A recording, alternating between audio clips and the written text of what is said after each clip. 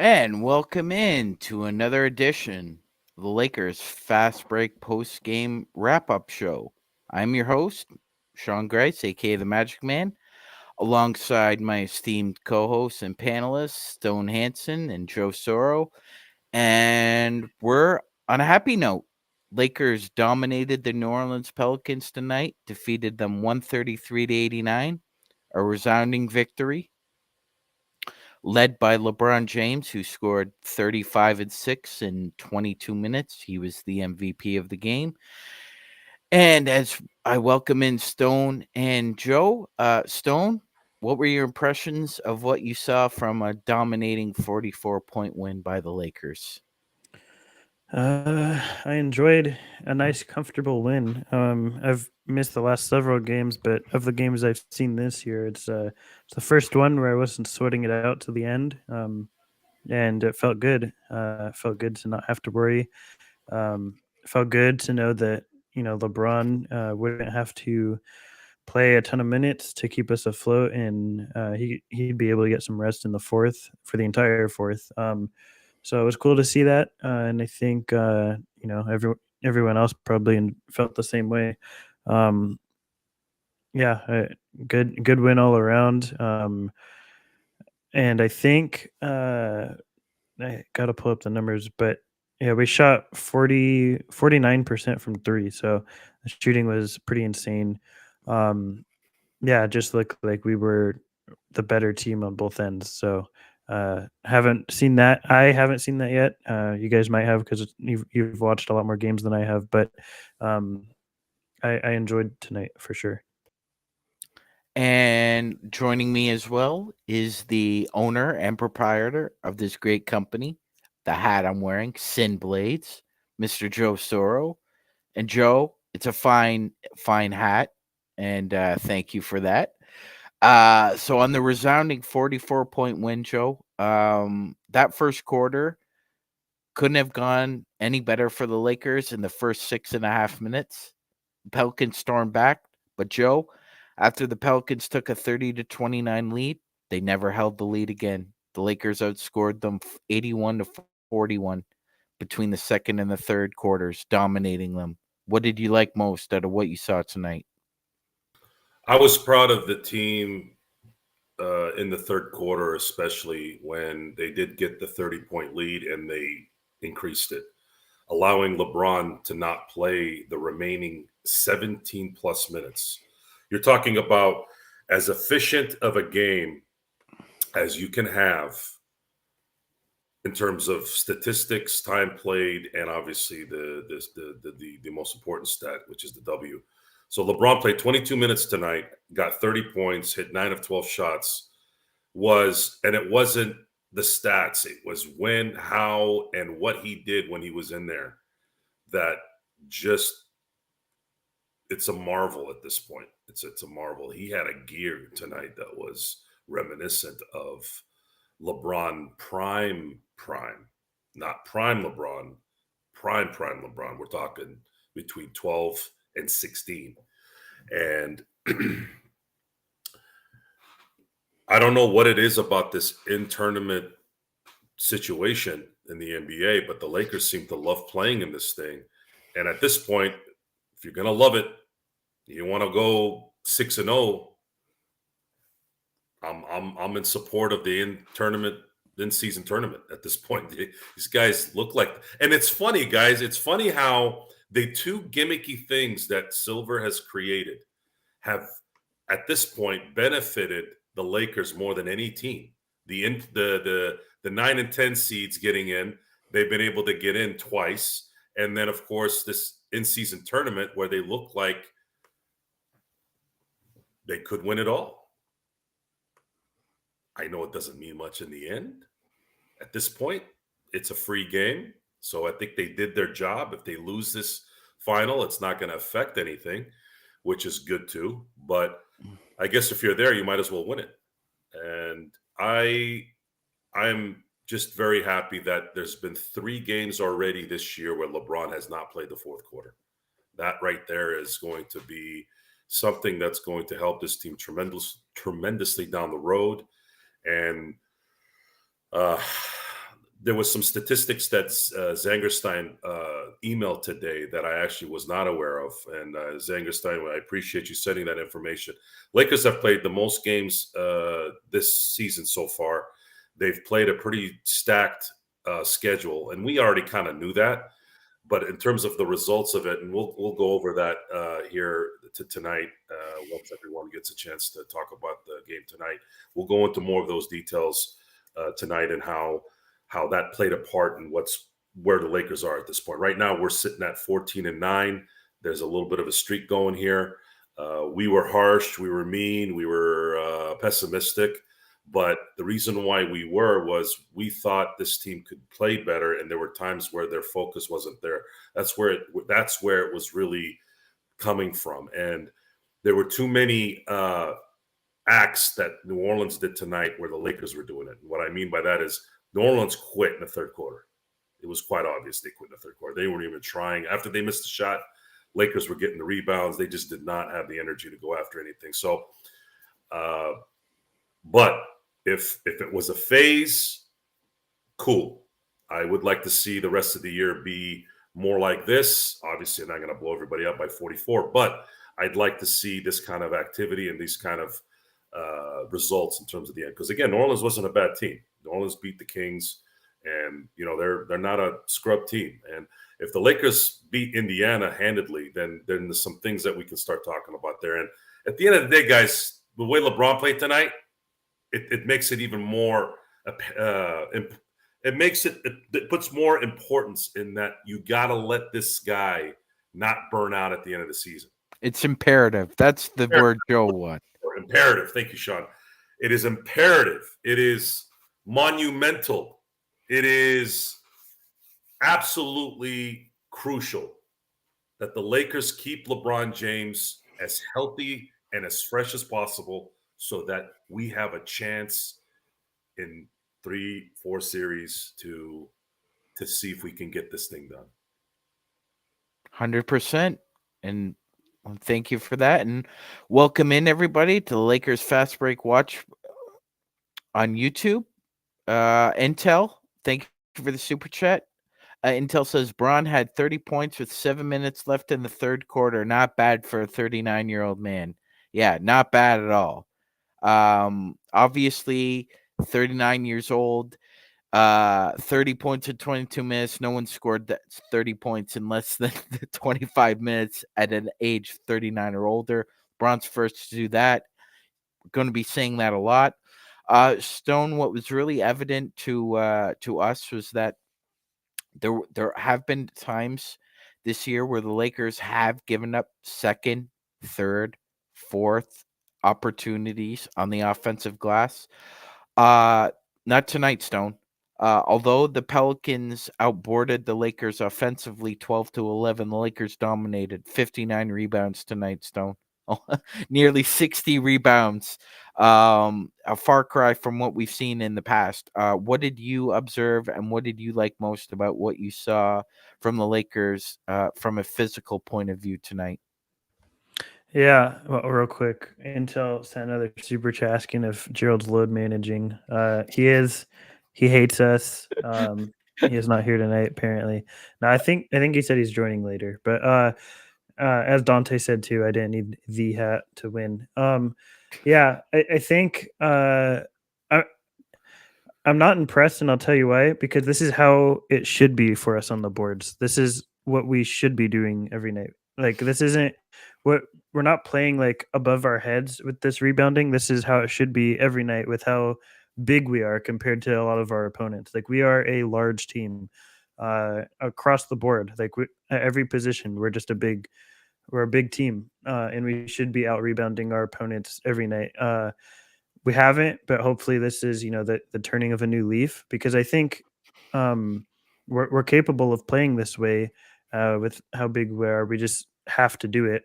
I think, and it didn't look that way in the first quarter, right? We saw the difference of the first quarter. You and me, Sean, were talking about like how and the Lakers we're like, here it goes again, the same story. They're getting abused on the boards, second chance opportunities.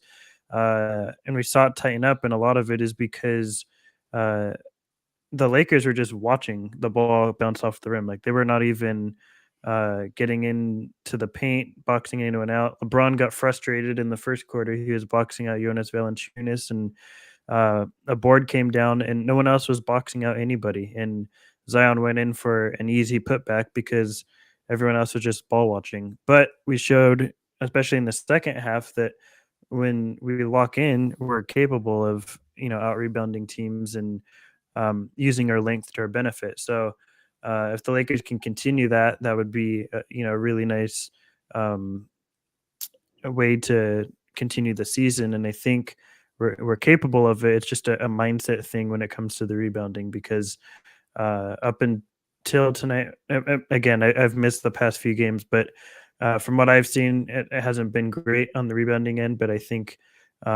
there's definitely an easy way to fix that, which is just focus more and lock in on that.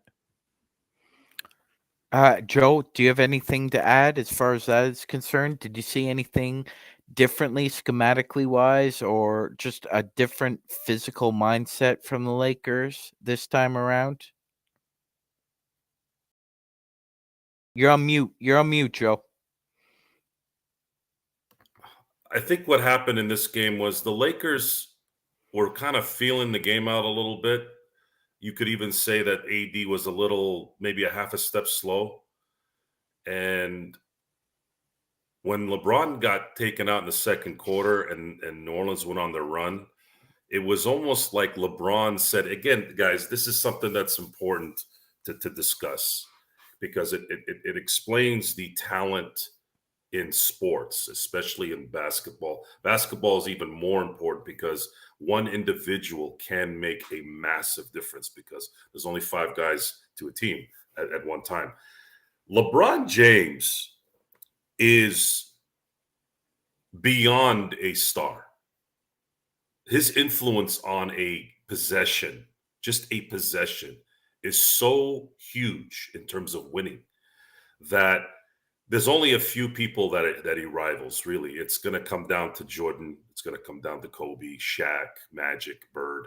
Like, these guys are not it's not human how they influence just a single series.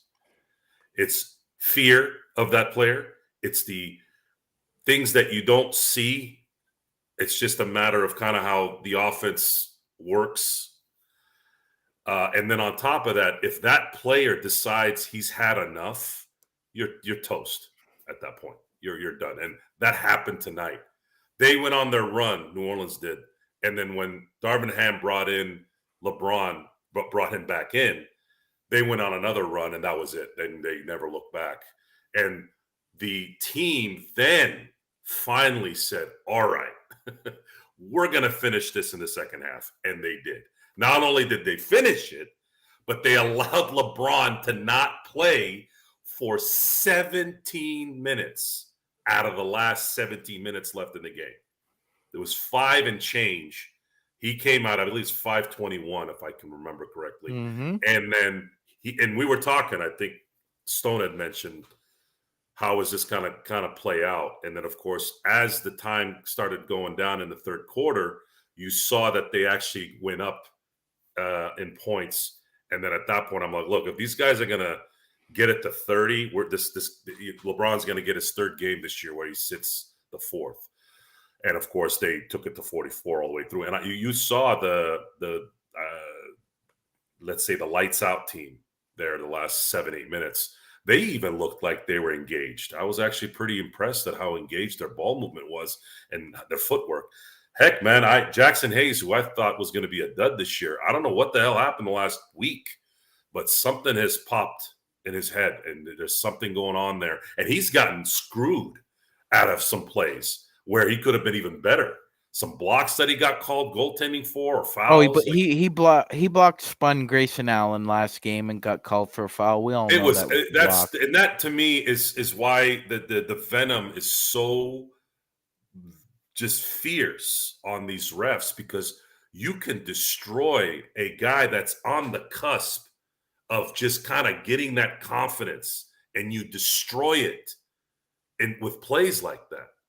These guys don't understand how much how much destruction they can create, not only because of the game, but because of an individual's performance. This guy's not going to be as aggressive in the same way if you're going to call him for a foul on a very, very game-changing play or possession-changing play. He's not going to feel like he's going to be appreciated at that moment, and he won't do it again later. So I felt that this was as perfect as a game as we can have.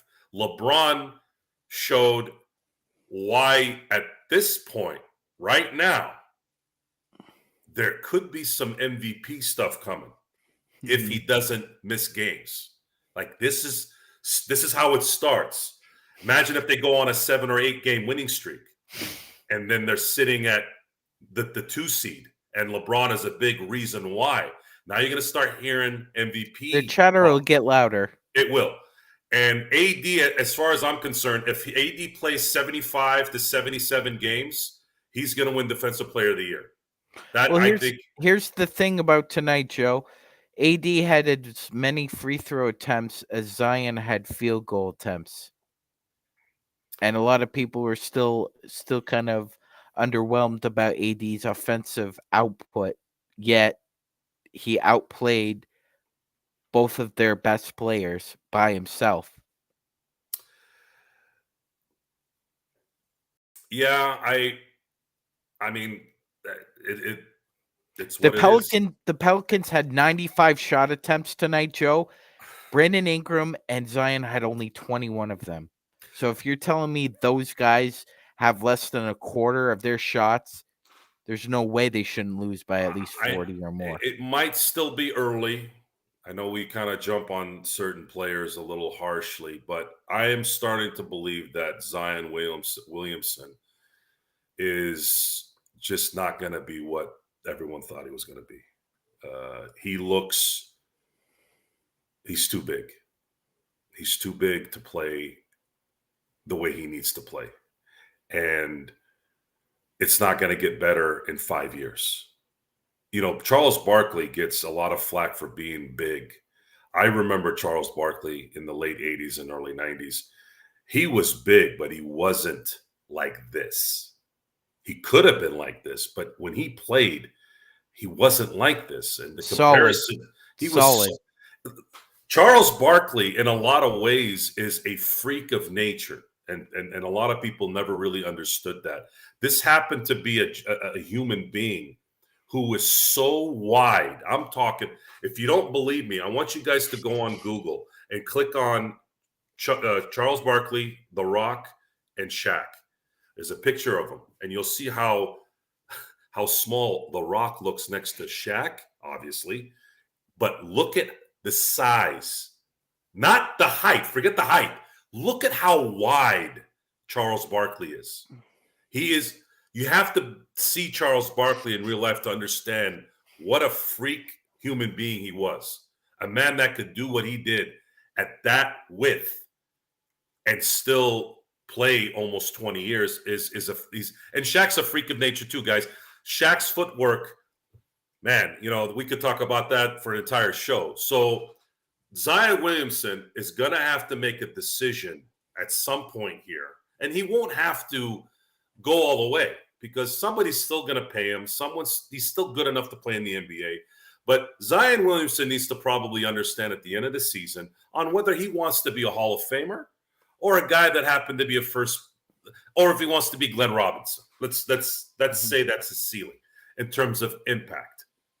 Glenn Robinson, first overall pick, the guy that was picked before Jason Kidd and Grant Hill. Now, Grant Hill still got into the Hall of Fame, although I don't agree with it. That guy had too many injuries to do it, but everybody gets into the Hall of Fame these days, so it doesn't really matter. But Grant Hill and Jason Kidd were obviously the better players in that draft, even though Glenn Robinson was picked first. But Glenn Robinson did have a good career. And right now, Zion Williamson is going on good career at his ceiling, which is sad because his athleticism is another level above Charles's level, right? So all you have to do is just turn into this man-child and use that athleticism with more muscle and stop eating that gumbo, but he doesn't want to do it. He wants to have this cake and eat it too, right? Absolutely. And honestly, Joe, LeBron did play inspired defense tonight on Zion. He denied him a lot of his post entries, and that was in part due to Cam Reddish really crowding CJ McCollum. And Stone, I wanted to get you back in here. I've been waiting to see Cam, Vando, and AD on the floor together. And in the 29 minutes that they played together, the Lakers are a plus 52. Yeah, and even better, we saw it. Rui was in a lineup with them as well, and Reeves. That I think might have been my favorite. I mean, apart from the lineups with LeBron in them, but that might have been my favorite lineup of the night. I think just playing with that super length. That's something I think.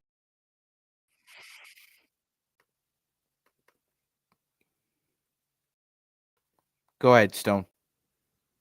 Oh, sorry. Yeah, no, go ahead. I think that's something when we get to the playoffs that we'll see a lot of is these super big and long lineups.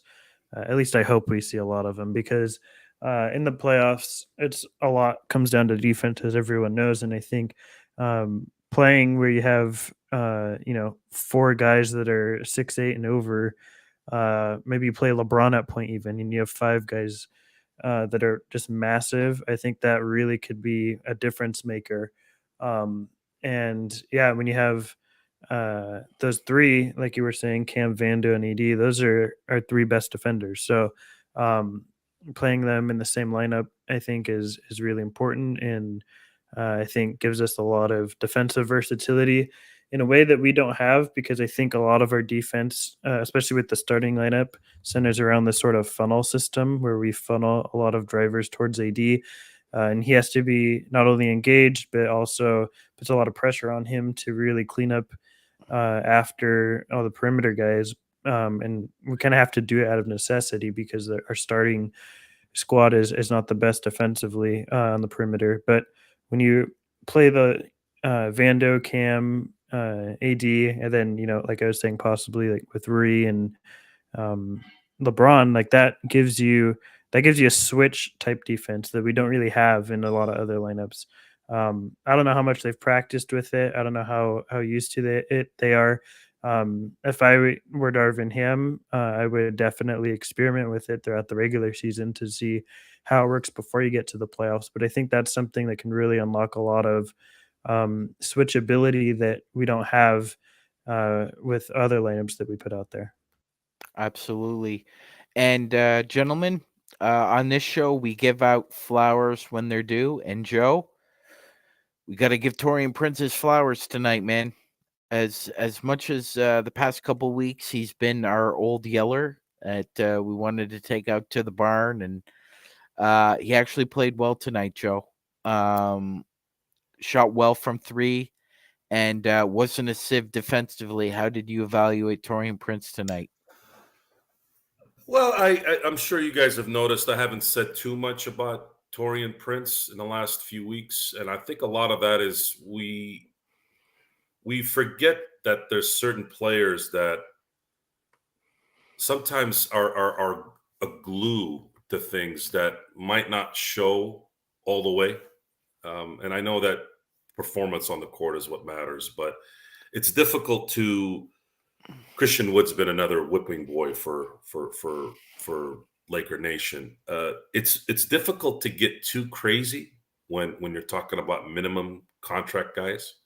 We can still be critical. We could still be upset that they're not performing, but it doesn't stay too long. These guys are who they are. They're getting paid to do what their talent says, and to me, Torian Prince and Christian Wood earn their money, whether they stink or whether they're playing well.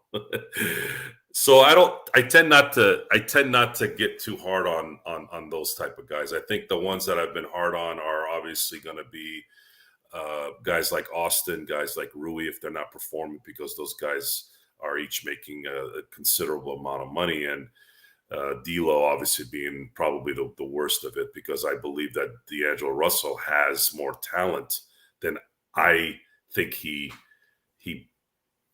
doesn't show enough for the talent he has. He should be much better than he is. You're talking about a guy who made an all-star team in the National Basketball Association. It's already difficult to play in the NBA, but if you're an all-star, even if you're a reserve, it's a pretty amazing feat. So I would like to think that he could be better, much like the Zion discussion. Zion should be one of the best players in the league, but he cares about eating food and his social life more than he does about the game. And for the Lakers as a whole, guys like Torian Prince, guys like Christian Wood, if I had to use a comp for let's say Torian Prince, he's not going to be better than KCP, but there were times where KCP would go into lulls for like a month, and we wanted him gone. And maybe the reason why Torian Prince keeps playing, guys, is he might be that one guy that actually respects Darvin Ham. That goes a long way as well. It might be that one guy that listens to him, that's respecting him. I'm not saying that, LeBron and AD don't respect Darvin Ham, but there's a difference between someone who knows what they're doing versus someone who doesn't know what they're doing and how they kind of interact with that. And that's it. It's in the end, guys, I think the Lakers can win with this team. It's just going to depend on how much of the load AD and LeBron have to take between now and the end of the regular season. And my instincts tell me they just need one more guy that can score when LeBron sits. Yeah, that's not named Zach LaVine. No, Zach LaVine has never been an option reality-wise because he makes too much money, guys. There's no way the Lakers are going to go to the repeater tax or the second apron, whatever they call it now. There's no way they're going to do that for a Zach LaVine who's injury prone. Okay?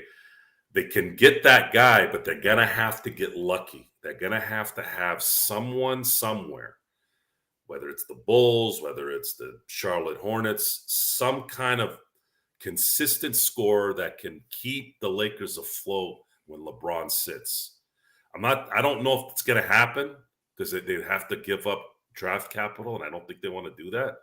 But that, to me, is what the Lakers would need to really just kind of give you a little security for the stretch run. They can still do it if LeBron keeps taking whatever he's taking. I don't know what he's taking, if it's what Tom Brady took for so long. But keep doing that, LeBron, and maybe we can get lucky and have him sit another 4 or 5 games between now and maybe the trade deadline where he doesn't have to play the fourth quarters. Guys, you have no idea how important that is. It's so important when that stress isn't there. Imagine 17 minutes LeBron did not play. 22 minutes. I mean, we need to reduce as much of his high leverage minutes as possible. Exactly. And because of that, guys, if you come talk, even Stone Hansen will admit to this, I'm sure. If you come ask Stone Hansen, who's stone cold, right? Stone is stone cold by the very definition. If you're like, all right, Stone, a healthy LeBron, I'm talking healthy like he's going to be healthy throughout the run and not burnt out. What do you think the chances of the Lakers winning a title is? He's going to say damn good, right? That's all we need, guys. That's why you got this guy. That's why he's LeBron James. So I am pretty sure the Lakers and the organization know this. And if anything, this is going to be a very entertaining 2 months when we find out how this kind of develops for the stretch run. I'm sure of it. It's going to be very entertaining.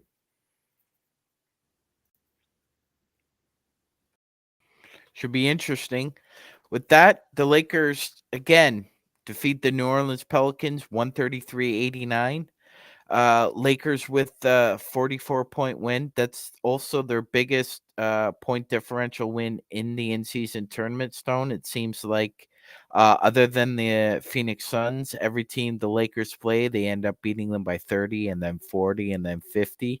I don't think that'll happen coming up. But before we head on out, Stone, what do you anticipate in the match between now the Lakers and the Pacers? I think the biggest thing is we're gonna have to keep driving a ton because the Pacers have I believe the last I checked, which I think was like 2 days ago, so maybe it's changed over that time, but they had like the 28th worst defense and the very best offense. Um, and I think the Lakers, like we talked about, this would be a game to, I think, experiment with that length and really try it out. Play big lineups, play extended minutes with, um, Rui, Vando, Cam, and AD on the floor together. Really get that length on that perimeter, and inside so that you can finish around the rim. Especially, we have to take a lot of advantage when Miles Turner is sitting. Their backups are not the best rim protectors. Isaiah Jackson is a really good shot blocker, but you can catch him out of position a lot of times. I think Lakers need to exploit that. I think their point of attack needs a lot of work too. So if you can get into the mid range a bit, do some things there. I think that's really where our bread and butter should be focused on offensively. And like I said, defensively, uh, they're a really good team. They got really good ball movement thanks to Halliburton. They're a really good shooting team. Um, Lakers have to make sure that their perimeter defense is shored up, and that's been a problem for us in the past. Now that we have our better defenders healthy and good to go, I think that would be a good time to start playing them heavy minutes, and give them some extended run uh, over some guys like Prince or Christie. You don't need to play Reeves and D'Lo at the same time. I think uh, really digging into that length on both ends is what's going to be a big positive for us in this game specifically. Absolutely. And Joe, just piggybacking off what Stone said, do you anticipate a very good game here? I mean, it just seems that every time the Lakers play those pesky Pacers, it's always a close game, man. They Yeah, always it's give the Lakers issues. this is not it won't be a surprise if the Lakers struggle against Indiana. The benefit in this situation is we kind of don't, I mean, we play an extra game, but there's this doesn't necessarily count in a lot of ways. I do want them to win, though. I do want them to win, and winning is always going to feel good. And you get that extra hardware. The boys get some extra money, so I'll be cheering for them to do that. And it would be nice to be undefeated in this thing, with kind of the beginning of this, because I don't think this is going to go away. I think this is going to continue next year as well. Obviously, a little bit of me is thinking about Dallas next. I think there's some little bit of revenge that I'd like to inflict on that team. It's an early game. It's in Dallas. I'd like to definitely get that situated where it counts. But I'm encouraged. I'm very encouraged at the performance here the last few games. New Orleans was playing well, relatively, to New Orleans standards, and I think they kind of took their lunch and dinner and breakfast and brunch all in a time around 9 o'clock at night. Like, kind of interesting how that played out. It was robbing the breakfast, brunch, lunch, and dinner late at night. Doesn't make sense, but that's the only thing I can think of. And that's what you want. You want to great teams that are winners, bend their opponents to their will. When a team quits with relatively good talent and good leadership, you should feel like, hey, that we are that kind of team where we can bend you to our will. And LeBron pulled a prime LeBron tonight. This LeBron is unbeatable. You can't beat this LeBron. Heck, if it was even Denver or the Celtics tonight, I think it would have, maybe they wouldn't have lost by 44, but they definitely would have lost by 20. This was just, being a Laker fan, this is where the hate probably is really setting in for a lot of people who watch us. We are entitled. We are spoiled. We have won so much, yet we act like we haven't. But to show you guys, and again, I'm going to ask you guys to go on YouTube and look at this. There's a really great clip of Nick Saban. I believe there was 8 seconds left in the game. They were up by 52. And he kept yelling, nickel, nickel, nickel, nickel, nickel, nickel, nickel. Like no one heard him or no one understood what was going on. Guys, they were up 52 points with 8 seconds left. And for those who don't understand why he was angry, the reason why he was angry is it's easy to just say, oh, well, he's a perfectionist. Oh, well, he's mean. No, it's got nothing to do with that. Bad habits are always ready to fester. Always. I talked to Sean about this earlier today. I hate waking up in the mornings. I have heard it my whole life. Early, Joe. You want to go early. Early gets the worm. Early this. You want to get in there early. You want to get early. I hate getting up early. I used to work out at night. That was my thing. But to change the mechanism in your head, to be uncomfortable, gives you drive. It gives you that, I got to get up at 5 in the morning. I got to go get on a bike for 45 minutes and do my cardio. It's that moment where you get up and you're putting your socks on and you still got to get up, brush your teeth, comb your hair, put your stuff on, and you got to then walk down the steps. Then you got to get in your car. Then you got to drive to that place. And then you got to make pleasantries with people you don't give two craps about. Then you got to go in and then you got to work out. And then after that, guess what? You start feeling better, right? You wake up. So in this situation, we're not comfortable. We're not comfortable, guys. Laker fandom is not comfortable. We don't get comfortable. I don't care if we won 6 championships in this century. I don't care if we won 17 titles. We don't want to be. Now, we're not directly affecting the game other than viewing it and the noise, but that's the point. Point is, that mindset and just being a viewer needs to also go to anything that you want to accomplish and do those things. And that's likely what's happened in these decades of players that have played for LA.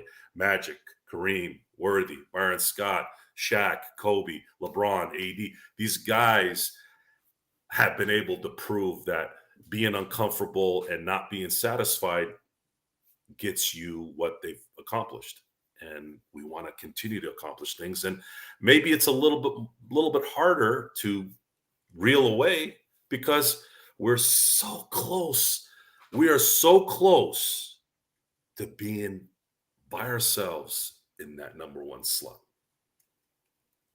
18 championships after all those losses in the 50s and 60s to the Celtics. The killers in 70 and 73 against the Knicks. Those losses against the Knicks, in a lot of ways, when I look back at the history, obviously I wasn't alive for it, but it's like, okay, you got done with the Celtics, and then you still lost 2 titles to the Knicks. So was it really the Celtics, or was it just the Lakers not being able to finish it off? Well, the Lakers have made up a lot of ground since 1980. Since 1980, the Lakers have won 11 championships. And some of those have been dominant wins. And some of those have gone again. Well, 3 of them have gone against the Celtics. And you've beat some amazing teams on the way to the finals in those instances. And this is what we've conditioned to, guys. This is what we're used to. We want this. We want it more. We want 18, and we want 19, and we want 20. Why not? I'm 45. I think I'm going to live at least another 30 years. I'd love to see us maybe one day talking about catching the Canadians in honor of my good friend, Sean Grice, the Canadian.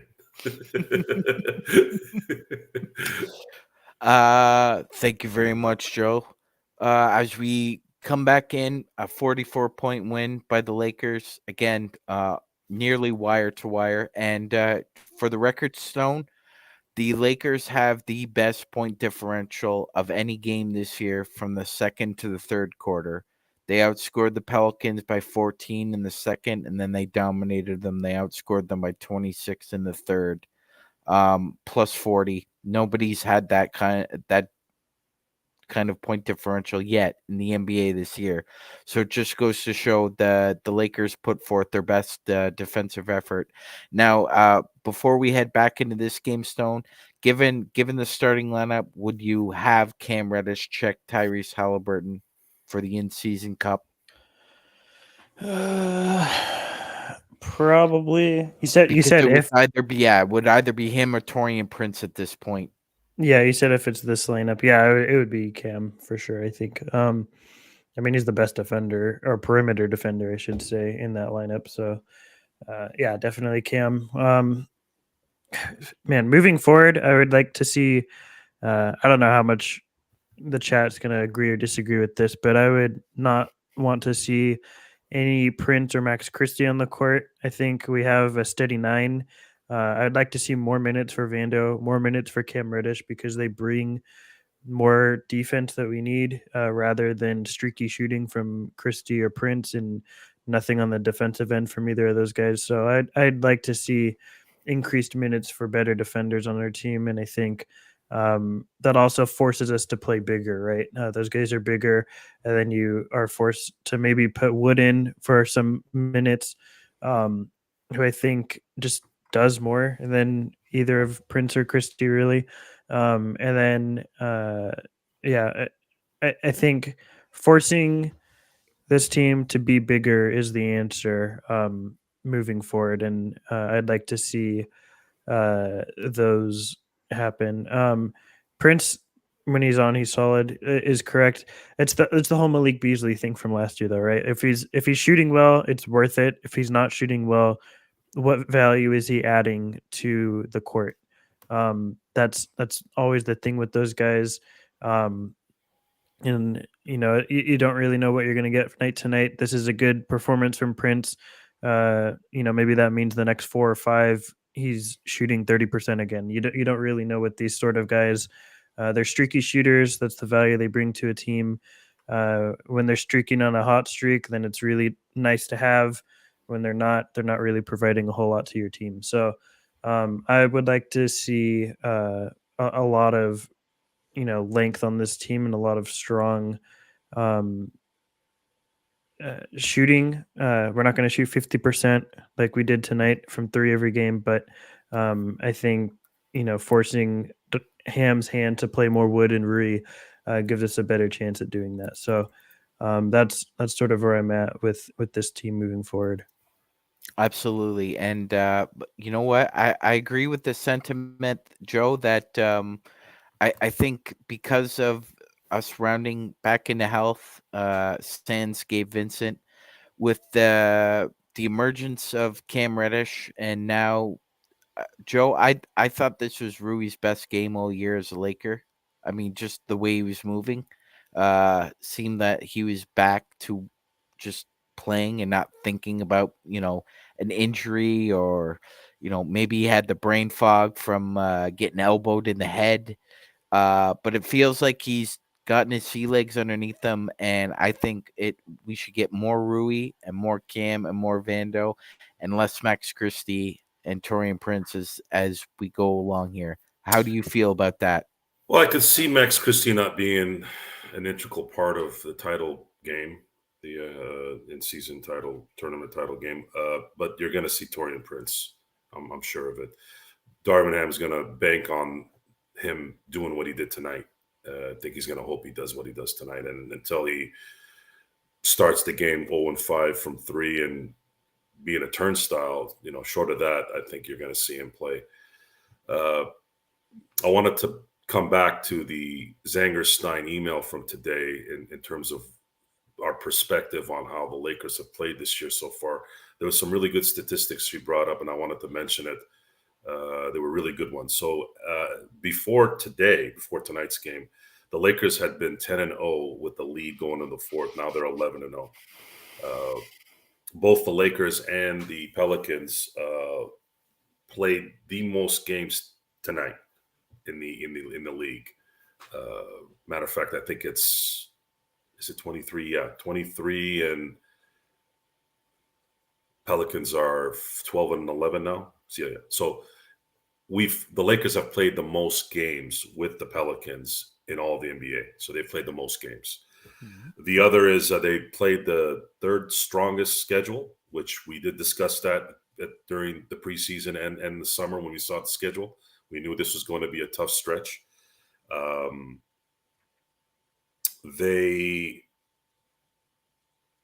What was the other one they had?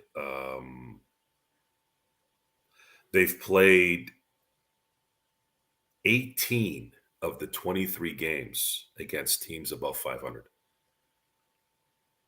Mm-hmm. Yep. So with that, the Lakers have come out of this 14-9. Should they beat Indiana? I believe the game is on. Is it on Sunday or Saturday? No, it's Saturday. It's the 9th. Saturday. Okay. So let's say they win Saturday. Obviously, it's not going to count in terms of the regular season record, but what it does is it sets a precedent so far in the first 24 games, the Phantom 24. And it says that the Lakers might have needed the extra reinforcements, guys like Rui, guys like Vanderbilt. I had heard that song and dance before, and I guess I was cynical to the fact that someone like Vando would be insignificant on a team that didn't seem to play 100%. How is Vando going to inspire people? Vando's a pretty lax guy. He's not a rah-rah guy. And then, of course, Rui not being available. When he was available, it didn't seem like the Lakers played him a lot, or Darvin Ham played him a lot. So now what? I think a lot of it too is the fact that LeBron James is the machine here. If LeBron James decides that he can do LeBron James things, I think that's what ultimately will matter. The whole is greater than the sum of the parts, Joe. I think that's kind of what we see here, is that when you have LeBron and AD at the top, and then you have the requisite role players and what they need to do, it works. It's peanut butter and jelly. That's what Vando is. He comes in, does his job, and the Lakers perform better with him on the court. So, we were 18-7 for a reason after that trade. He was a big part of the reason why the defense went from number 10 to number 1. And he's a big difference now, while the Lakers have gone from 14th to 10th and now 6th, and now likely trying to get into that top 3 defense along with Boston and Minnesota. It works. It works, Joe. And I think one aspect I think that people didn't understand was you weren't using the word worthless. That you were using the word useless. Useless in the sense that the problems we had were being regurgitated over and over again. So it didn't seem as though that the reinforcements weren't going to help when we were wrong. Yeah, it's weird how that worked out. The statistic we saw that you had mentioned, where in the last 700 games, the team that shot 15% or more, shot less than 15% than the opponent, they had lost 699 times, and we were the one, right? We were the one. This team is a weird team, because the reason why I was saying it wasn't because I was trying to minimize Vanderbilt's effectiveness so much. I mean, there is an issue with his offense, obviously, and this team needed somebody to make damn shots. That was a lot of the problems. But it was more of the inability to kick it into gear, the offensive rebounding that the opponents were getting and putting back. Not only were they putting back, but they were shooting threes on top of it. It was frustrating. It if they looked like they were standing around, you had one guy in between four players sometimes getting a rebound, kicking it back, 3-pointer, and then what should have been a 0, you allowed a 3 now because you're just sitting there watching the ball. So I didn't think that would change with someone like Jared Vanderbilt or Rui being fully healthy. Maybe it was a combination. Maybe it was coincidental. I think it was coincidental. I think the Lakers might have needed to get their bodies, their minds, maybe into this season a certain way. I don't know. And this thing could go the other way again too. You never know. The NBA is really weird right now because we're noticing in the standings that everything seems to be pretty kind of mediocre in terms of the standings. There's no one really spreading out, and there's really no one really just crapping the bed except for maybe a couple teams. But I think in terms of entertainment, in terms of our show, I think it does help to have this Jekyll and Hyde, this bipolarness, because obviously it creates a little bit more tense moments, a little bit more comedy, a little bit more anger, a little bit more noise. So that's kind of how I look at it. But at the meat of everything, we kind of know what's going on, and we do have solutions to it. It just so happens that the Lakers right now are using those solutions. Absolutely. As we welcome in our podfather, Gerald Glassford. And Gerald, after all your running around tonight, have you had a chance to just kind of reflect on a 44-point win? No.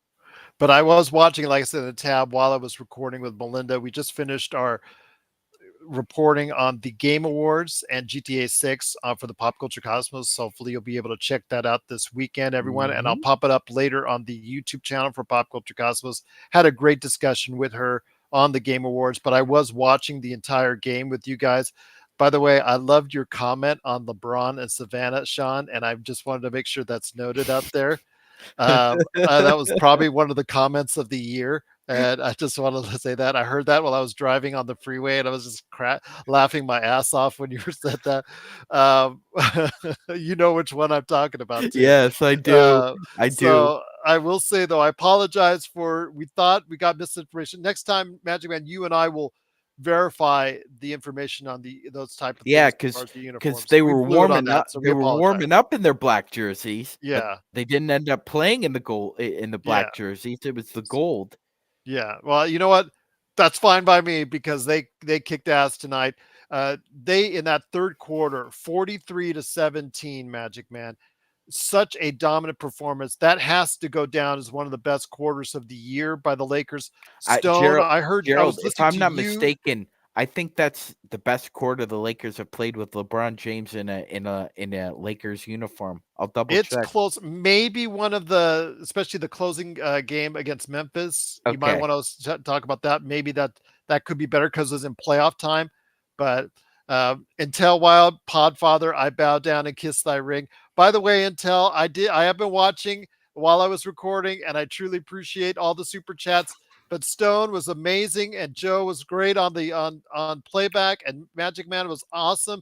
Laker Nick, truly appreciate. We had our highest numbers ever, Magic Man, on playback, and it's a credit to you. So truly appreciate all the super chats and all the support on playback. But yeah, such a dominant performance, Magic Man. Stone, you called it.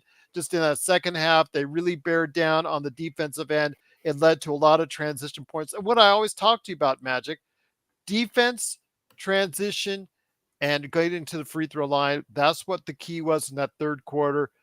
Plus, also as well, they rebounded better. That first half, they gave up so many offensive rebounds. It was irritating. And once they got a little bit of better hold on that, it really worked out, especially in that third quarter when they blew them out. Sean. 100%, Gerald.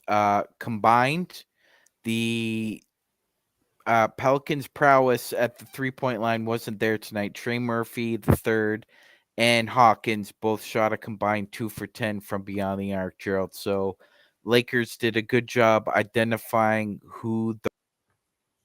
Well, I'll tell you what, though, it was a great, they did do that. There you go. Show on stream. All right, everybody, we're back. Sorry about that. Magic Man kind of got lost in the shuffle there. So no worries, my friend. But I asked my wife to take a look at the court. Have you found anyone on social media or in our audience that actually likes the court? No. I didn't No. think so. That's No. just absolutely The court has been an unmitigated disaster, Gerald. yes. I don't know what the hell they were thinking. First of all, why that color scheme? Like, why? The 4 teams left in the tournament have nothing to do with red and blue. Like, nothing. And Absolutely. not to mention you have black in there with a little bit of yellow. It looked like one of those like Division 3 courts you see in like Vermont or Maine, Gerald. Yeah. Like in some high school gym. Wasn't good. No, it wasn't good. Get it over to Joe and yeah. No, I was Stone, just my gonna friend. say, Joe. Before you heading on to Joe, I was gonna segue right to him.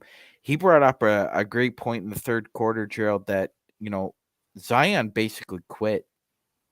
There was one possession where he was desperately trying to get entry into the post, Gerald, and he finally did. But when he threw the ball away, it was almost as if as Joe observantly and keenly pointed out, the lights went out. That was it for him. I think the Lakers were up at that point 90-60, and it's almost as if the passion and the interest just left his body and soul at that point. Joe recognized it immediately. Well, what do they need to do? See, for their efforts, though, Joe, the game is on Sunday, I believe. Is that correct?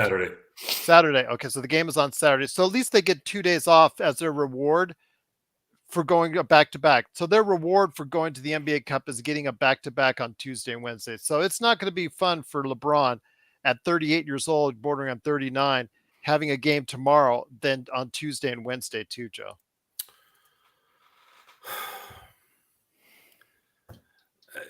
The benefit tonight is the fact that he didn't have to play more than 22 minutes.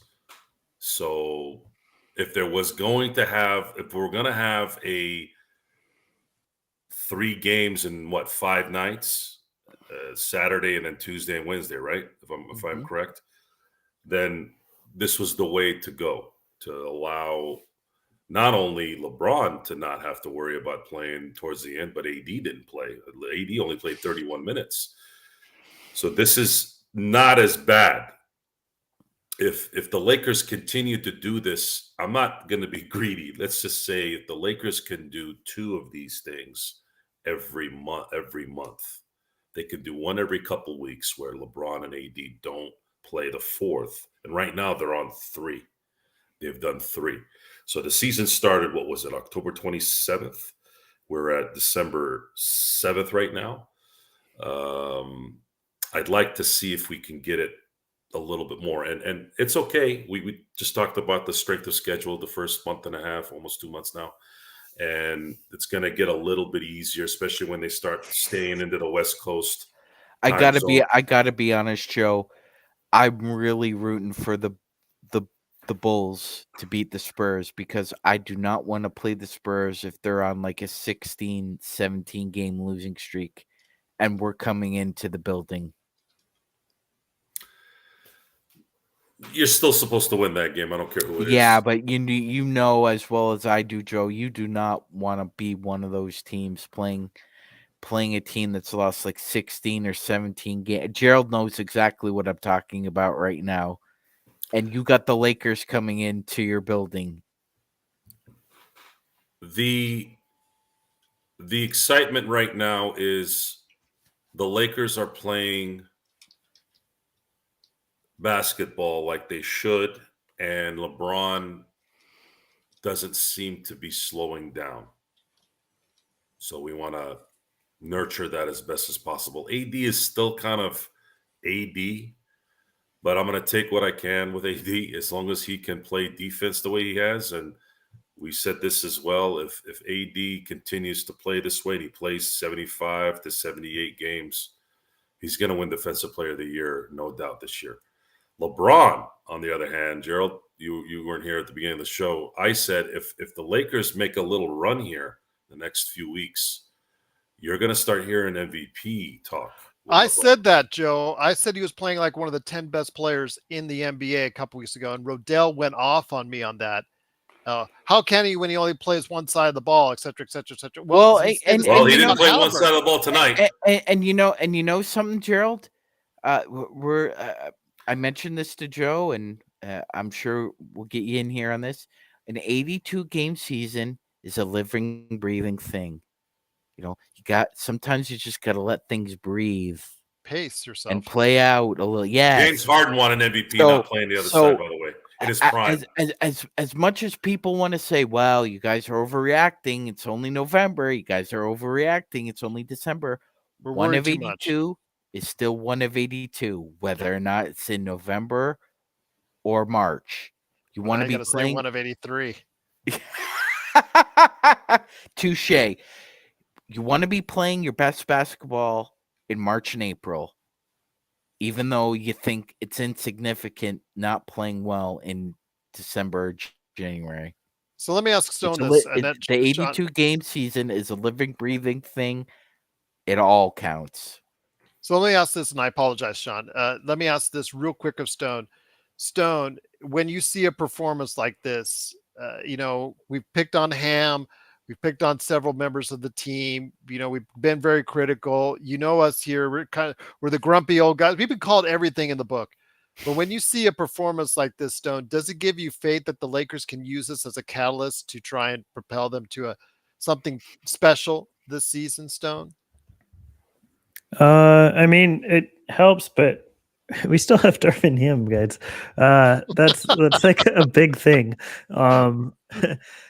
I mean, historically, you'd have to have a good coach to win a championship, but historically, most teams haven't had LeBron. So, but yeah, I think, I mean, it definitely is a piece of positivity towards it, and I think it helps aid in that. It helps me think that maybe there's a chance we have enough talent to overcome the coaching.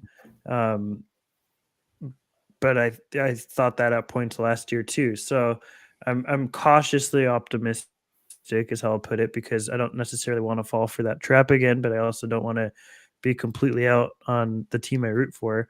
I think the one thing for certain is in my opinion, there has to be some sort of significant trade at the deadline, and I've said it since the off season. Like, we have the pieces to pull that off, whereas I don't think we did last year.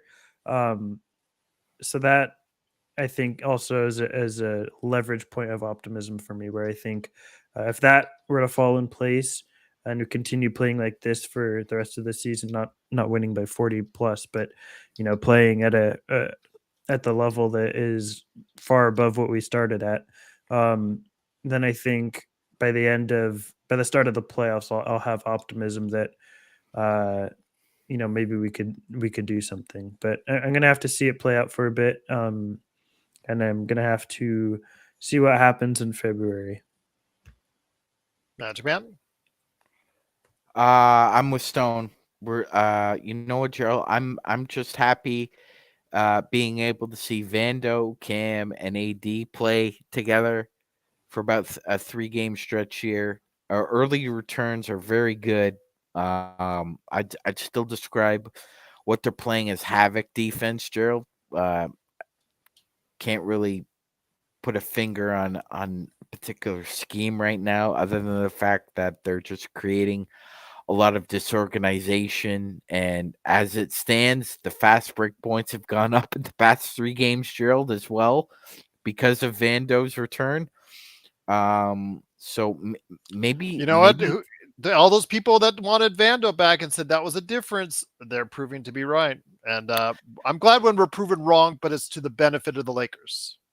Yes, 100%. Since Vando's come back, the rebounding has gotten better. The pace, if you look at the pace, Gerald, the pace is up a little bit, and as a result, fast breaks points of increase as well. So I'm with Stone. I want to see what we have for the next little stretch here before start to play this, this game of this guy in, this guy out, Gerald. I'm just really happy to see the reinforcements come back and the defense is picked up significantly. I agree. Couldn't agree with you more, my friend. Absolutely. And what a great crowd tonight. Great support on playback. Great support here. You guys are the best. Lakers chat as far as that's concerned. It's just overwhelming the kind of responses that we got. The pregame, the postgame Magic Man, and also on playback. Absolutely cannot thank enough everyone for their support for tonight. Especially when everybody's feeling good, Magic Man. It's just you come off a big win. I was listening to you guys the whole time in my headset. I'm hearing you guys just chill. After third quarter, it's like you guys got that big burst, Stone and Joe. You had that big burst initially at the beginning when they started taking off, and then it's just like, yeah. So you guys just chilling afterwards because you guys it was in the bag. Let's hope it's in the bag tomorrow. It's nice to feel comfortable. Yes, agreed. Oh, it's Friday night here on the East Coast, Gerald. So yeah, technically you're right. You could say tomorrow. But I tell you what, I told you, Magic Man, that I really was looking forward to seeing a matchup with Tyrese Halliburton, Indiana, and the Lakers, and I'm going to get an extra one. So, Joe, do you think it's going to match the styles for the Lakers as far as running up and down? Because Indiana has that high octane offense. You think the Lakers can keep up with them? I like Stone's idea of playing big and keeping that at bay. If they keep that at bay, then they'll have a chance at beating Indiana pretty well. One thing I've noticed, and again, I might be wrong on this, but have you guys noticed that when you do have a team that likes to run, the Lakers seem to play better against them? They love running, man. They're good in transition. Right? So maybe Indiana needs to be like, do we want to run with these guys? Because that's all they know. If that's all they know, it's probably why they don't play good defense. And then at that point, the Lakers are going to have to take advantage of that. And, again, I'm going to have to go with Stone here. Is Darvin Ham good at adjusting to that? Is he able to convey why that? Well, who's the better coach in this matchup, Joe? Do we even need to go into that? No. A championship winning coach versus Darvin Ham? No. No. The only thing I can say about Carlisle that would be. I will say this: Darvin Ham looks better bald than Rick Carlisle does. He wears another gentleman, and if you guys were listening to the show, we were talking about Mr. Zeller on the Pelicans squad and how some of these poor gentlemen have 53 genetics going on 34. Yeah, the genetics just really tells them to F off very, very early in their life. I do want to take Intel Wild. Yes, it does count as a victory. So Lakers are now 14-9 on the season, Magic Man, correct? Yes, Gerald. It does count as a victory. Yes. Next game, the 83rd game in the series, which the Lakers will have to play, the Saturday game will not count as far as Magic Man. And this is about this is what really is irritating Magic Man. Yeah, nothing counts for the next game. Yeah, it only counts in the sense of a victory that you win the in-season tournament, but everything outside of that, Gerald, gone. Did he ever explain? The stats gone. Like, did Adam Silver ever explain why that is? Well, I don't think he did. If I'm trying to remember, I believe his assistant is a guy named Adam Pash, and Adam explained it the same way that Gerald did. Yeah, it really did count. The stats should count, but they don't count. Do the play-in tournament stats count? Because I know they don't count for yes, record. They do. Okay. Yes, they do, which is weird. This is kind of a weird thing. Yeah, how about we get rid of all tournaments? Yeah, how about that? Yeah, that's where starting with those courts. Yeah. No, they got us talking about it, so they're not going to get rid of them. Yeah. And they got more eyes on it, Magic Man, earlier in the season because traditionally nobody in a general audience looks at the NBA before Christmas. Not really, no. Yeah. And Gerald, oh, go ahead, Stone. I was just gonna say, unfortunately, I think we're in line for more tournaments in the future. Like Silver has said in the past, he likes how many tournaments soccer has and all this stuff. I think that and we're in line for maybe 2-3 tournaments throughout a season, which and is not something I'm looking forward to. I mean, you want to have the best audience available for your product, Gerald. Why the I so you decide that you're going to play this in-season tournament on non-football days. Okay, fair enough. Tuesdays and Fridays. Yet you schedule the semifinals on Thursday night football, and the earliest game you have is 2 p.m. Pacific time. Yeah, that was ridiculous. You just basically shut the West Coast You audience shut out. the West Coast off. I was telling Joe this. It's like Joe was like, "What the hell? I don't care."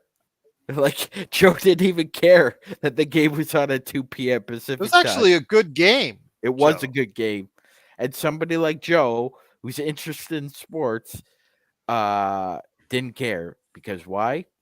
You scheduled the game at 2 p.m. in the afternoon.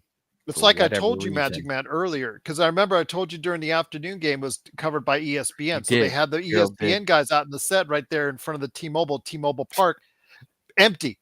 Nobody Empty. out there, guys. Later in the night for the Lakers game, just before the Lakers game, in front of the TNT studio out there in T-Mobile Park, filled with people. So it just tells you that even the crowd audience, it's just, yeah, it was just absolutely just mind-numbingly stupid to start the game at 2 p.m. Pacific time. Absolutely. What time do they have the championship game for, Gerald? 8 o'clock That I'm or going to 9 check right o'clock? now. Yeah, I'm going to check on that because I want to check on the seats. Because remember during the playback, everybody was asking, how much were the seats, Gerald? Just several $100s. Actually, the Lakers had sold out. That was a complete sellout sale. It was basically you're going to have to go over $1,000 for seats for that for on resale. So just to let you know. Yeah. Absolutely. But as you're checking that, Gerald, we should also give at least one flower to Darvin Ham tonight for a smile. No, Stone's like, nope, no flowers for Ham, only stench blossoms. Anyway, Gerald, he happened to make a small adjustment that actually, benefited us today, which is that although we did win by 44, he did make sure that at least AD was on the floor while the Pelicans were rolling with Zion and Brandon Ingram. That didn't help them out, but at least Ham made the adjustment. Either AD or LeBron were on the floor while the Pelicans had Zion and Ingram. Um, we saw with LeBron not on the floor, Gerald, the leads kind of whittled down a little bit until until that explosion. Yeah, they did. They did actually. The I'm going to Pelicans, rewatch it in full yeah, tonight. So yeah, I definitely see it. But yeah, I was watching the third quarter and just to, while I was going back and forth while I was recording and just to see what was going on, it was just amazing to see that the burst. But you're right. You guys mentioned it on playback. I actually remember now that Joe had mentioned that like LeBron goes out of the game, especially in that second quarter, you saw them go on a run, New Orleans, to close the gap. And those are the kind of moments that you're like, oh, here we go again. LeBron out of the game. And there you go. But the Lakers were able to, I think a key was Magic Man. They were able to get LeBron out of there, get him some rest, and still be able to build upon the lead. I think that was a absolutely. key to the game. Yeah, absolutely, Gerald. I believe the Pelicans got it within 40 to 35. They got it down to 5 with Mhm. LeBron off the floor, but the second LeBron came in, it was back to a ballooning 9-11 point lead, and the Lakers didn't look back. But it was a little Uh, touch. It was a little touch and go there for until, like Joe was talking about, until about the 8 minute mark in the second quarter, and then the Lakers just went gangbusters on them. well, if you do want to go ahead and see the game, Magic Man, you want to fly down here to Vegas. Tickets right now are selling at $250 for the highest seats. Mm, Right now each. The top end seats are selling for about $12,400, just to let you know. wow. And it has it. So when it sells out, probably by the end of the night or probably sometime tomorrow, it skyrockets from there based off a need. And there's a lot of people that's going to be reselling those coming Friday night or Saturday morning right there for you. So, yep. Got $12,000, man. Front row seats. Wow. That's, if I had some extra cash, Gerald, that's not the first thing I'd spend it on. Great question right here, Magic Man. Good choice on picking it up. Yeah, absolutely. Craving Minions TV, by the way, great name. Great name.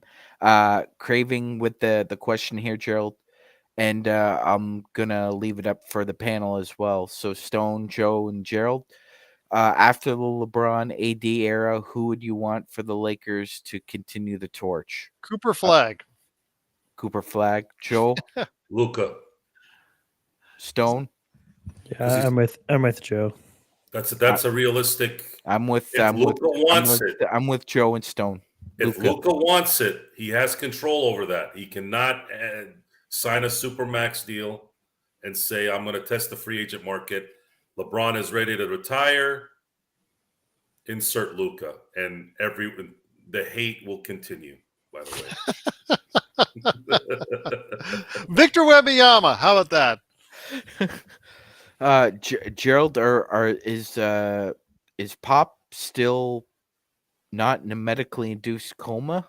Because if not, I don't think we could swing that. I think it's the Michael Jordan, as far as the context there, as far as when he played in college, who was the best defender against Michael Jordan, and Dean Smith was always the answer. In this case, who is the best defender against Victor Wembanyama? The answer is Greg Popovich, because he is doing all he can to undermine Victor's growth. I see it. I've watched games, and you see the stats, you see the box scores, and Gerald is correct. The dude's 7'5". The guy should get 20 just by just standing near the basket, and yet somehow he's like shooting like 2 for 10. And it's just, I don't know. And his block shots have gone way down since the start of the season. I know Pop is one of the greats, and I know you still need talent to win, but I think Pop is holding on. I think he needed to go a couple of years ago. Close to a decade ago. At this point, I'm not even joking. Like your thoughts, Stone? Why he's been washed for a while? It was kind of like for about a couple of weeks there, back and forth. But yeah, exactly, Joe, exactly. But why hasn't Victor progressed? Chet obviously had that extra year, so that's why he's the Rookie of the Year front runner right now. But Victor is struggling, and it's the team is struggling. That's one thing, but he is struggling, and it's just, outside of what coach is doing for him, it's just really hard to figure out why. I mean, to be honest, I think struggles for Victor in his first year. I mean, he's super young and coming from a completely different league. Stylistically, there's a lot to adjust to. I think Popovich has, they don't have a starting point guard on their roster, and I love Jeremy Sohan, but he's certainly not that. I think Trey Jones would be a lot more beneficial for Wembanyama. And I think putting Sohan at point guard and then punishing him by benching him for Chetty Osman is ridiculous coaching. But they need a point guard to really help Victor, but at the same time, I expect him to struggle year one. I think people that expected him to be like an all-NBA type player year one had too lofty expectations. That doesn't mean he's not going to be there eventually, and probably fairly soon. But year one, I think for every rookie, every single person should have tempered expectations that it's going to be a struggle, and it's going to be pretty up and down for every player, no matter how good you are. That's just generally how it works. And I think the Spurs, Popovich especially, have done a poor job of putting the proper infrastructure to allow Victor to play to his strengths or to his highest potential for a year one. There are some nice wineries, Darren, in Temecula. Absolutely. Here we go again. Magic Man. Oh, Magic Man. Everything okay? Oh, he's just ticking out for a second. So, yeah, I tell you what, right now, it's going to be a great time to see the team play against Indiana in the NBA Cup Final.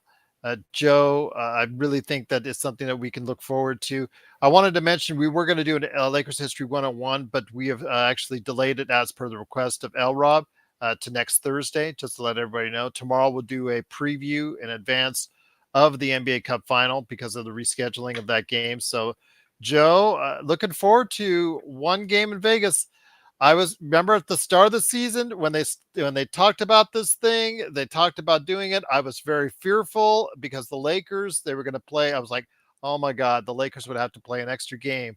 I really don't want the Lakers to win. Now it's just like, you know what? We're there. We might as well win the damn thing, Joe. Yeah, might as well. It can build good morale. It can build confidence. It can catapult the Lakers to, and you know what's going to happen, of course. The ones who don't win it are going to say it doesn't mean anything. The ones who win it will be like, look, it's something we were thrusted to do. It was thrust upon us to do, and we did it better than anybody. Just like why is it always the Lakers doing this? You ever notice that? The Lakers always seem to take advantage of these little gimmicky things. I don't know. Maybe we just have to accept the fact that our team likes these things, even though LeBron had complained, we had complained. LeBron had complained about the both. Obviously, the 9 and 10. When does LeBron not complain? Yeah, LeBron.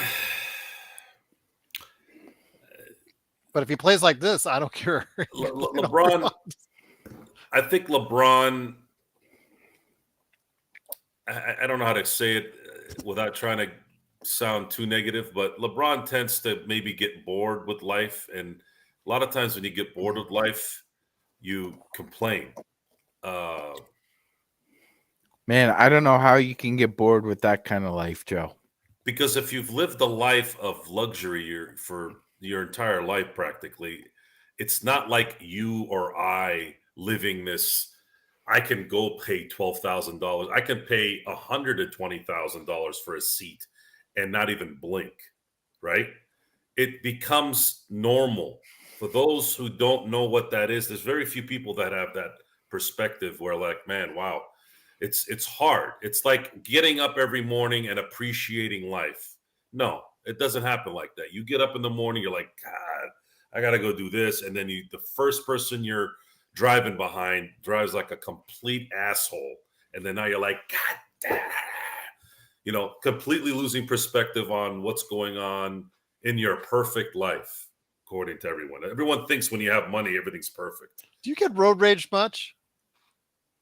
Not really. A little. At some point, you recognize there are stupid drivers. There are comments. I've heard him say this. There's a schlepper in front of me. Yeah. So I've heard him say that before. So what happens is there's drivers that are clueless. I've heard him say that before. Their peripherals are just like, do you guys not know there's people behind you? There's people that are driving like this. And I've actually literally went like this. They don't even look. You're taught to look at your mirrors constantly. Mm-hmm. Look around. Make sure that there isn't a car that might be coming behind you or coming to the side of you. Unfortunately, most people don't do that. They get caught in their own world, and that's a different story. But LeBron, I'm just happy LeBron, when he is complaining, isn't complaining about stuff he doesn't know about. That he had a really bad habit for a while there, talking out of his ass about things that he had no idea about. And he has a lot of influence. And when someone doesn't know the facts of things and they speak, you can influence a lot of people and screw things up, which is probably why Gerald Glassford doesn't like Elon Musk.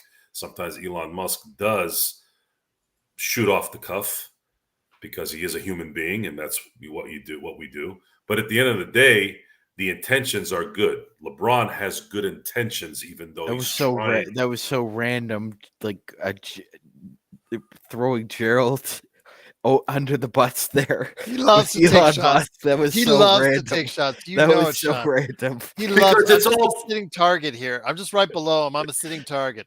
I'm using an example so that it makes sense. I always like to use examples. And I'm sitting here nearby. And the easy thing to, there was a while there where anytime someone said something, oh, I'm never going to watch them again. God, I'm going to go burn his jersey and God damn it. I'm like, whoa, relax. Jesus. Just because you don't agree with somebody doesn't mean you got to now end life. I never really understood what the hell that was. I'm never watching this again. Oh my God. The same people who say that are the ones that are like, why are you always getting so offended? I'm like, because of you. You just did it. Oh, because it's your thing. It's not bad, right? I'm never watching the NFL because they put something on the field, right? The worst thing the NFL did, in my book, the last decade, really, like, just shyster pieces of garbage. And this is really where my hate for Goodell really started. Like, I had a hate for him already that was festering with the rules and all that, but a little bit of common sense came into that, saying, look, man, this guy's got to deal with all these ex-players and, all this crap. There's some sense to that. But when I found out when they did the breast cancer thing, and I think they always did it in October, right? Susan B. Coleman. I found that at only 8% of all that crap they sold, all that pink crap, went to the freaking foundation. I said 8%? I love how you just throw in their pink crap. It wasn't bad. I loved Bret Hart growing up. I loved the pink and black attack. Some people can wear pink and it works. But it was this thing where you heard for a month, oh, we're here to support breast cancer and breast cancer and breast cancer. Then all of a sudden, somebody, God bless them, found out that these poser a-holes were only giving 8% of the proceeds of all that crap they sold to the actual foundation. I'm like, where the hell happened to the 92? Oh, well, there's marketing costs and there's distribution costs. And it's that money that you got to send to China to make all this crap and this and that. And scumbags. So LeBron has been a polarizing person in life because he didn't say things like Michael Jordan did, right? Michael Jordan stayed out of politics. He stayed out of social things as much as he could, which is funny, too, because a bunch of people who weren't even born when Jordan was playing and doing his thing, you'll find them criticizing Jordan for being a sellout, right? Because he never put his face in the thing, because everybody needs to do that, right? Everybody needs to be a problem for problems. Look, LeBron is his own man. He decided to be the guy that likes to talk. Okay. The only issue I ever had with LeBron is you want to talk, you want to support something that you believe in, fine. I don't care about that. But make sure that if you are going to support something, you are going to talk, make sure you're not wrong. Make sure you're not completely wrong. Being completely wrong is not being informed on what's going on. And deleting your tweets after you make a comment, to me, is the first sign you don't know what the hell you're doing. You don't have enough time to research this stuff. It's already difficult. Even politicians who have their head in this thing are not going to be able to do that. So with that, LeBron, in terms of basketball, LeBron has a very interesting path here between now and June, should we get that far. If LeBron wins okay, Sloan, I got to ask you this. If LeBron wins a championship this year with Darvin Ham, we cannot argue anymore that he can't at least sit at the table with Michael. And I already said Michael is a better basketball player than LeBron. In terms of basketball, no one's better than Michael Jordan. But there's more to it than just talent when it comes to sports. You have to have the accomplishment, right? So at that point, if you were to come to ask me, Joe, who's better, LeBron or MJ? If LeBron wins a championship this year with Darvin Ham as coach, with all that's gone on, wins another, let's say, finals MVP, I can honestly say to you, not because he's a Laker, just LeBron James, I can honestly say that LeBron and MJ are sitting at that table. And if you come to me out of the blue and said, Joe, LeBron is the best player that ever played, I'm going to sit back and I'll be like, you have an argument? You have you have 100% argument. I'd agree with. I mean, right now, I think the argument, to me at least, this is not a common perspective, but I think the argument is between Kareem and MJ. I don't think MJ is the unequivocal number one that everyone says he is. I get why they say it, but I think Kareem's in the mix right there. I think if LeBron were to win another championship and Finals MVP, it puts him in that tier with those two. And it is, like you're saying, a discussion, and it'd be splitting hairs between those three right now. LeBron is like the clear-cut third best player ever, in my opinion. But if he were to win a championship and a Finals MVP, he's in the same tier as the other two for me. And Gerald, as we see LeBron's post-game comments, the funky corns haven't bothered the players that much, Gerald, on the Lakers. Let me bring they up bother something. the viewers. Yeah, they bother me, that's for sure. Much so. I was telling you that the TV behind me, it's 1080, so it really doesn't get a great shot of it, so it's not as bothersome to me. But when I go to the 4K in the front room, it's awful. It's awful because it's, it's colors, it's sharpness on the 4K, and it's just like gets right there in your face. And also, Gerald, a lot of comments on social media right now have talked about how dark the arena looked. Yes, it did. Yeah, I agree with you on that. That's something that they do for the Golden Knights that are there. It goes dark. I've been in the arena and it really goes dark there. But Stone, you wanted to drop something because I got something I want to ask Magic Man after you. Yeah, no problem. I think that we're sort of in this bubble of NBA like sickos, and for us it bothers us. But I think for casual people that follow along more casually throughout the season, it probably is doing its intended purpose of catching their attention. Yeah. I will say my thought, if they're going to do this whole painted court thing for the final game, what if they just do like black and gold? Because it's like kind of goes with both teams. Like the Pacers and the Lakers kind of both use those colors at different points. Maybe they just go for black and gold so we don't have to see the blue and red contrast. It's not going to happen, but I think that's what they should do. Anyways, yeah, that's all I had to say about that.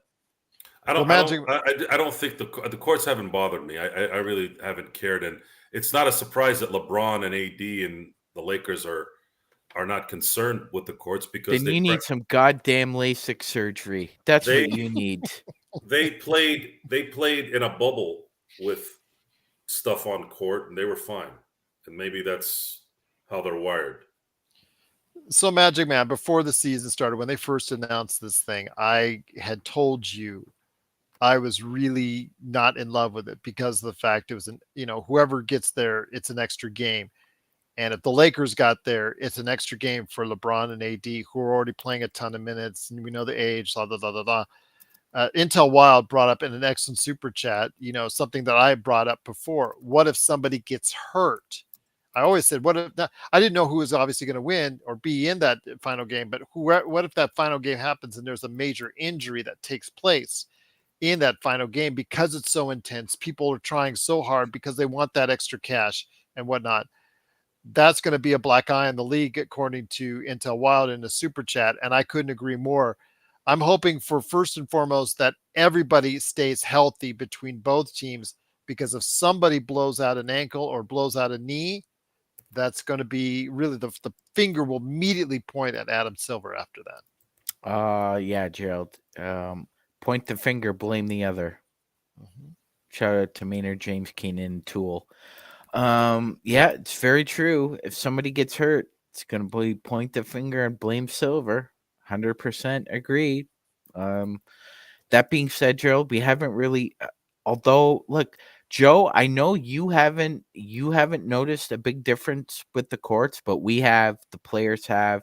It's slippery as hell, and I'm with you, Gerald. I think if we get out of this thing with nobody getting injured, I mean, I think they need to tune some things. Like, the floor especially. It shouldn't be as slippery and slick as it has been. You need to definitely work on the color scheme as well. That hasn't been great. But overall, Gerald, I would say that the in-season tournament has been a success. Yeah, I agree. Ratings wise, numbers wise, absolutely. And by the way, again, the Lakers are going to be at the forefront, as Joe alluded to, of a gimmick here, and it's going to be a go for it, because Gerald, you said it at the beginning. You said you thought the best outcome for the NBA would be if a small market team played a big market team, because that would be the best of both worlds for the NBA. And turns out that actually it was.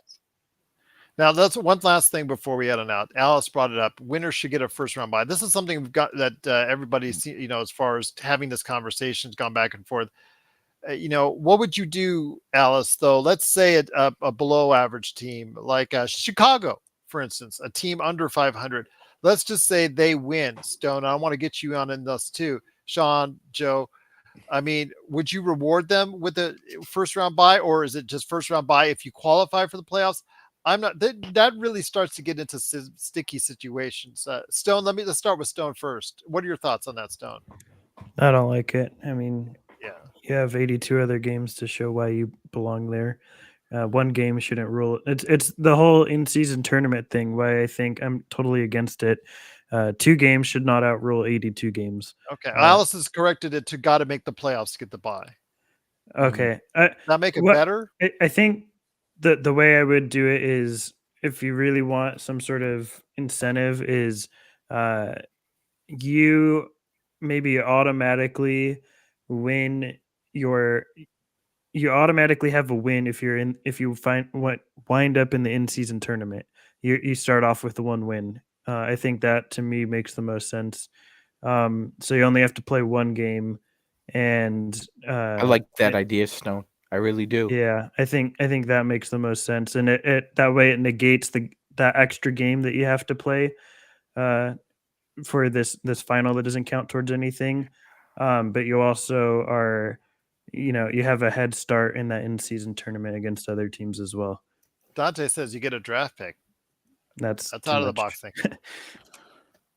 Joe, what do you think? And I'm going to hit to Sean because he's going to close out the show. I'm not a fan of buys in baseball and basketball. There's too much momentum that's there for those. Never helped the Dodgers, has it? No, the Dodgers are. It absolutely destroyed the Dodgers this year for sure. Last year as well. It's just not baseball. It's worse. Basketball, the rest does help, but there's continuity, there's a chemistry, there's a flow, there's momentum that is built in a process there, and it can't just stop for 2 weeks. The conditioning changes even to some degree. I don't believe in that. I think the NBA going to the extra playoff game, the 9 and 10 thing, I think that's something I still am not, even though it's benefited the Lakers, it's still something I don't really like. If you can't get into the top 8, you don't belong in the playoffs. I don't care if the Lakers went to the Western Conference Finals. I just don't care. But even then, again, they made it to the 7th seed, so they would have been fine. But I'm not a fan of it. I'm not. It breeds mediocrity, and I know that they want more teams involved. Well, if you want more teams involved, if your team sucks and can't make top 8, come on, man. Might as well just let everybody in the playoffs at that point. But it doesn't matter, because whatever these guys are investigating, it's working. More ratings, more the fact that we're talking about these lousy courts. That's what they want you to do. And that's why I'm trying not to talk about it, because that's what they want you to do. They want you to talk about it. For me, this is going to count up until Saturday. So it does matter that they play these games, because it matters. But Saturday, if they lose. Well, this is the holiday season, and he is acting like Ebenezer Scrooge once again. Oh, yes. Bah humbug. Look, Sorry. I'd love to be Jacob. I'd love to be Jacob Marley and be a ghost at your house. What do Let me you tell you want me to something, say? Di. You want me to be all jingle bells? I'd love to be a haunt your ass. That's for sure. Oh, You know what I used to. You know what I told my kids when they were little than they are already. Here we And go. they haven't been afraid. They've never been afraid of ghosts because I used to tell them when they were babies, as they were growing up, I said, ghosts don't come to daddy's house. They didn't understand what that meant. I go, they're scared of daddy. They don't come here. They never worried about it. I'm your boogeyman. Yeah. Yeah. Just make sure you're nice and horizontal when you arrive because you're going vertical when you leave.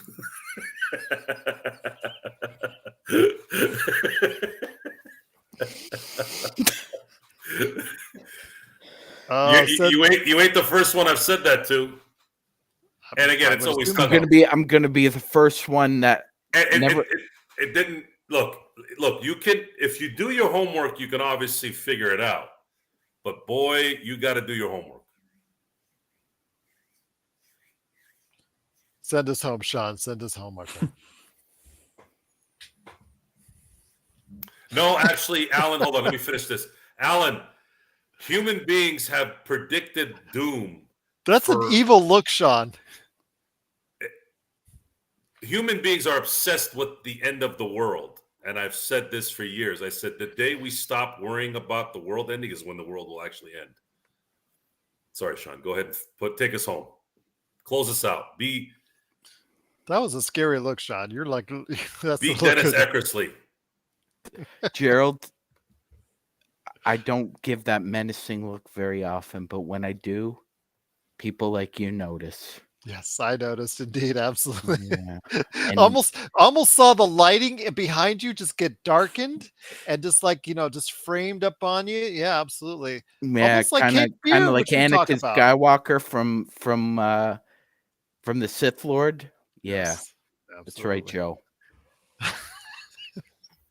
Oh my gosh. And before we heading out, Gerald, it's not about being the best. It's about being better than you were yesterday. Go Lakers. They did it. Go Lakers. We're going to the in-season tournament cup. And when I land in California and I knock on his door, he's going to hear two sounds. And the third one, wah, wah, wah, wah, wah, wah. I'm just kidding. I'm just kidding. I love Joe. Would never lay a hand on Joe. Look, Sean's tried to do a few things, and it always seemed to happen right at the end of the shows, where he will not be satisfied with things. And I've gotten used to Sean's abrupt, impromptu reaction to things. And while I know it's serious, the easiest way to combat it is to make it not serious. And it's worked. It has.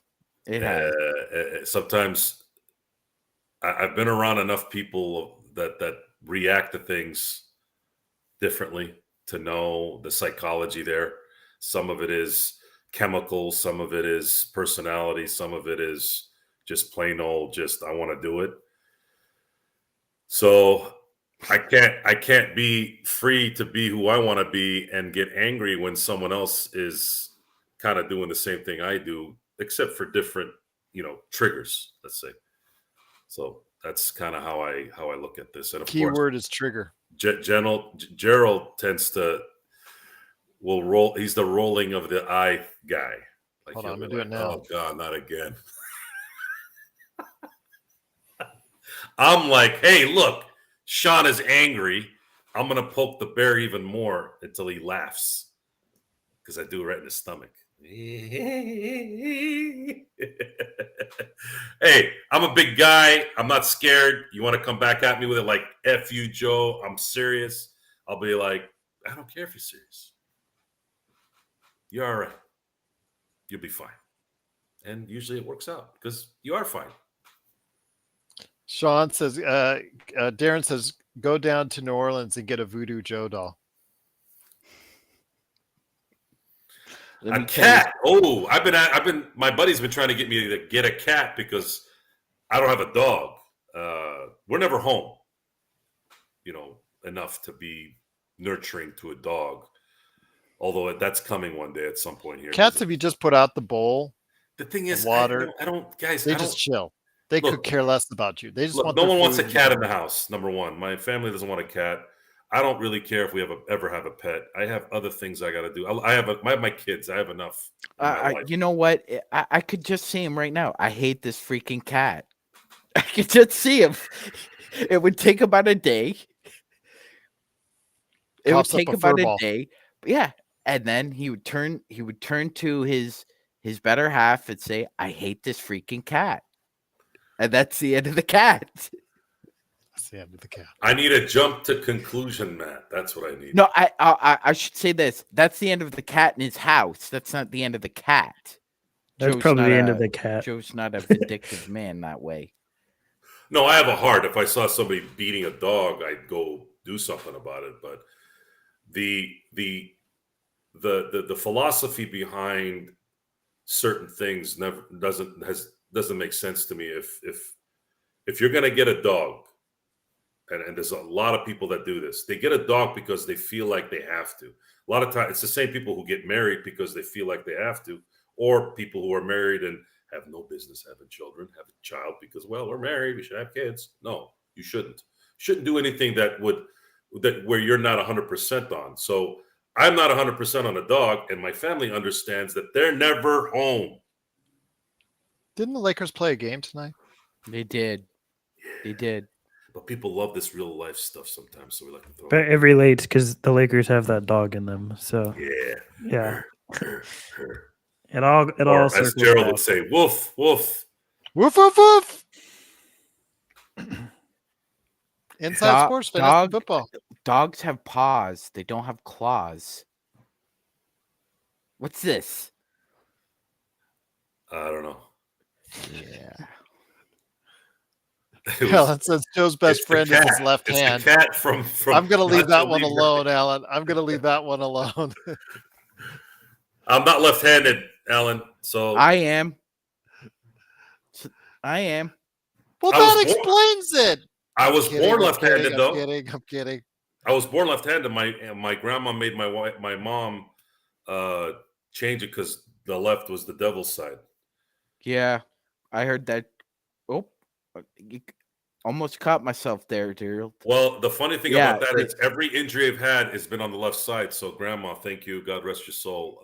Thanks for doing that because every injury has been on my left side, and that would have been a pain in the ass. Not being able to write, not being able to move anything on the left. It would, so good. And then ambidextrous too, a little bit too. I can throw football about 30 yards with my left, and I can still, it's actually stronger on my left. Can you do other things with your left hand? Like one-handed push-ups? No. Darren, sure. I'll ask Laker Tom on Sunday. We're going to do the Lakerholics on Sunday because the NBA Cup on Saturday. So. Sorry, folks, if I veered off, but you did. Little levity sometimes never hurt nobody. Veered off. We went to another dimension. We can check and see the stats. If you saw the viewership go down while we're talking about dogs. Not too bad. Still staying there. Still listening. They're still 40. Watching. We're talking about a left hand. 40 people here still talking and listening to you talk about a left hand. No, I'm not talking about left hand. You guys are. I'm talking about the dogs. No, you were talking about your left hand. About your left hand. You were talking about your left hand. And what you do with your left hand. And we'll leave it at that. Yes, absolutely. SC for life. Let's beat the Pacers on Saturday. 5:30 p.m. Pacific, 8:30 p.m. Eastern. We're going to cover it all. Pre-game on Saturday, also playback.tv. And big shout out to Sean for hosting tonight and hosting on the playback. Great job, as always, my friend. And then Stone, Laker Nick, and Joe for hanging out with us as well. So, yeah, great job, guys, tonight. just like the Lakers. You guys nailed it out of the park, just like they did. Yeah. Thank you very much, Podfather. Just trying to not scratch up the bends when you give me the keys. No worries. You do a great job of that. You aren't like definitely not like Yeah. Yes. Ferris Bueller. Yeah, don't give him the keys. That's for sure. All right. Magic Man.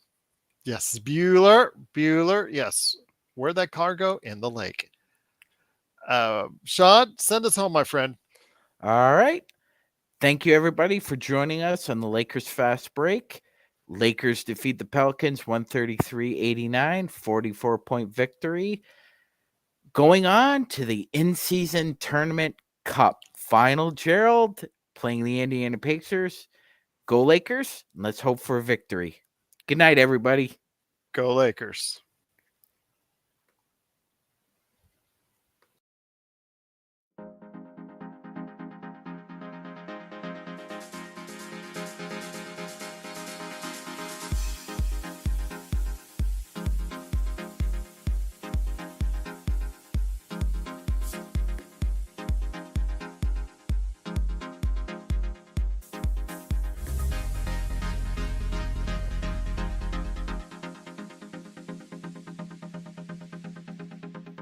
This is much better than that pixelated crap.